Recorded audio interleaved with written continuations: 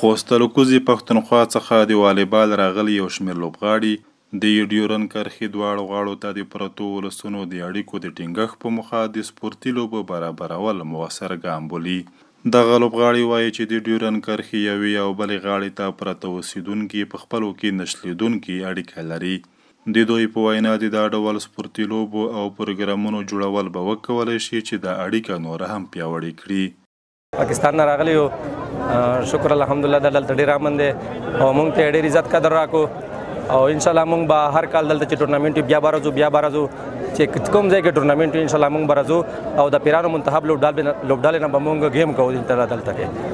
پیغام مې دغه دی چې بس د موږ ته دغه ګلم خون لاره کولاو شي هغې باندې موږ ویزې دي پاسپورټ دی هغې باندې موږ راتلی شو لکه ترخم باندې موږ ته ډېره اوږده لاره ده او لکه 12-13 غنټې مزل کوو موږ هغه باندې یو دا زموږ هغه دی چې هغه وشي بیا به ډېره ښه وي. ګوره لاره اوبر موږ خو هلته هم دا خبره کوو چې لاره اوبر یو افغان دی پښتانه چې څومره دي دا ټول یو خلک ته یو افغان دی دا یو افغان بچیان دي.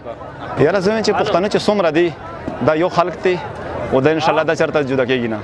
یاره موږ د لیارې مسله ده په لاره باندې چې غلام خان لاره موږ ته چېرته آزاده شي موږ ته ډېر زیات تکلیف دی په هغه باندې موږ تقریبا 14-15 ساعته مزل کوو نو ډېر زیات غشي په هغه کې.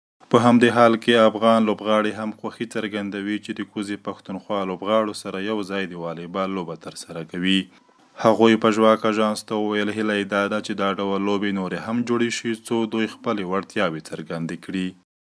موږ له امارات څخه هیله لرو چې دغسې لوبې په لاره واچوي تر څو موږ وکولی شو د خپل استعدادونه دلته ښکاره کړو خلکو ته او هغه کسان چې نشهیي توکو ته او نورو کارو ته مخه کوي له هغه نه ډډه وکړي او ورزش ته مخ راوړي.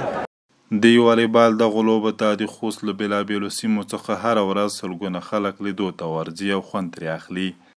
د پښتانه د مینې د ګډولې پرمختګ دی چې میږ مینه سره وکړي یو بل په د کوم خلک چې دا میږ ته روغلي دي دغه په ډېر وخت کې میږ ته امیر صاحب نه دي روغلي لکه دا ویش چې د میږ د پاکستان د امنیت په فضا کې د اسلامي امارت په فضا کې روغلي دي او میږ الحمدلله هرکلی ورته وایي.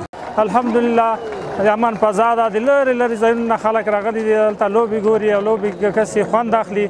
موږ ډېر خوشحال یو په د امان فضا کې چې خدای پاک موږ ته داسې یو د دولت راکړو چې ډېر لرې ساحې ته موږ راغلي یو د تماشې لپاره. شکر الحمدلله ډېر شکر دی موږ ډېر خوښ یو. دا لوبې چې نږدې 4 میاشتې وړاندې د سیمې د ځوانانو لخوا جوړې شوې دي د والیبال شاوخوا 80 لوبډلو پکې برخه اخیستې. د یادو لوبو تنظیمونکو په ژواک اژانس ته وویل موخه یې له دې لوبو څخه د ورزش غوړېدا او د ځوانانو ترمنځ د یووالي راوستل دي.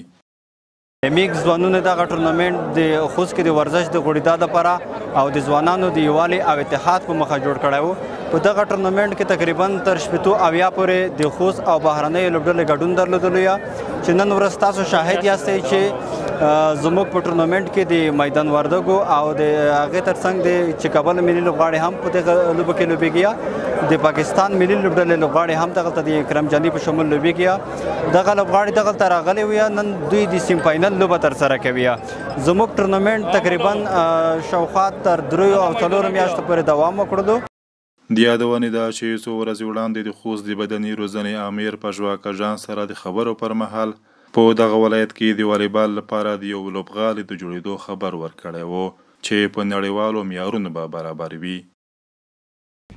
په ژواک خبري اژانس د پیښو ریښتینې هنداره